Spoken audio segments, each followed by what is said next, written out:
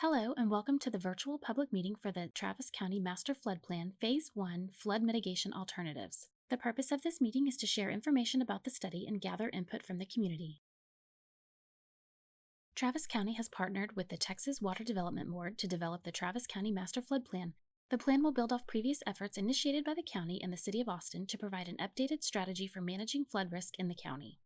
Development of the Master Flood Plan includes evaluating flood mitigation alternatives for areas of southeast Travis County, updating floodplain maps for western Travis County based on updated Atlas 14 rainfall data, gathering information about existing drainage structures and bridges, and developing a database of low water crossings.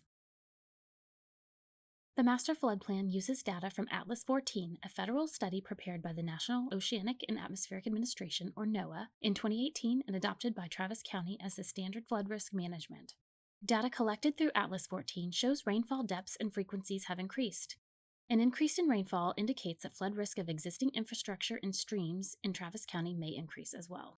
A more accurate reflection of flood risks can potentially save lives and property. Identifying existing flood risk aids in the identification and implementation of flood damage prevention measures.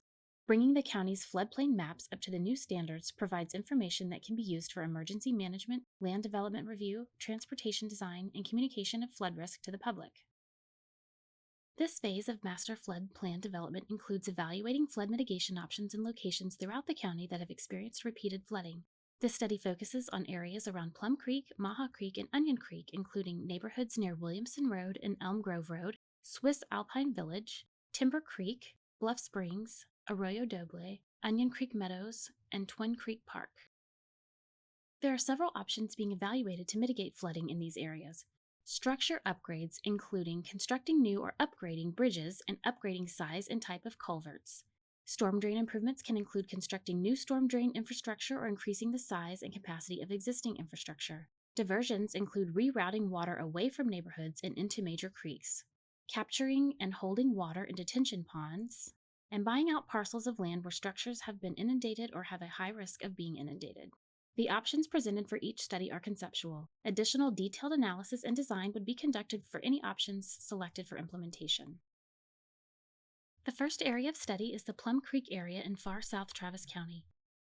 Existing drainage infrastructure includes aging and undersized culverts that lead to flooding of the roadway and nearby parcels of land. Option 1 for this area includes constructing new bridges over Cowpen Creek at Williamson Road and Elm Grove Road, installing larger culverts at Stream 166 and at Williamson Road and Elm Grove Road, and raising the elevation of the road. This option provides the greatest reduction in flooding but is also the most costly option. Option 2 includes installing larger culverts at all 4 creek crossings along Williamson Road and Elm Grove Road without raising the elevation of the road, and is less costly but does not reduce the risk as effectively. In the Swiss Alpine Village study area, many structures are at risk for flooding in a 1% annual chance event. The pink line represents the FEMA floodplain. The blue shaded area represents the updated flood risk based on Atlas 14 data. Based on this data, additional parcels are at risk for flooding. These parcels are shown in orange on the map. There are 4 conceptual options being evaluated to mitigate flood risk in this study area. Option 1 includes building a detention pond in the northwest section of this area. Option 2 includes construction of underground culverts to divert stormwater to another area during rain events. Please note the locations shown on the maps are general. A more detailed analysis of the location and design would be conducted if this option is implemented. Option 3 includes constructing a high-capacity underground storm drain system to capture and convey stormwater, and Option 4 includes buying out a number of parcels with increased risk of flooding. This table summarizes the benefits of each option and their associated costs.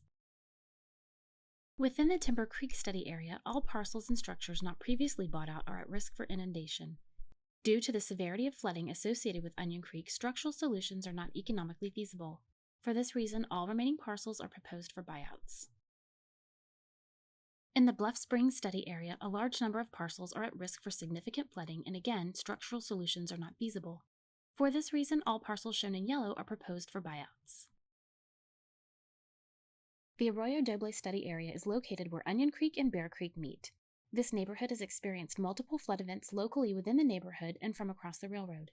The county has already begun design improvements to mitigate flood risk, including upgrading the existing storm drain infrastructure and constructing new storm drains, widening ditches, and installing larger cross culverts. In the Onion Creek Meadows study area, newer data shows greater risk of inundation for a larger number of parcels and structures. For this area, buyouts are the proposed option.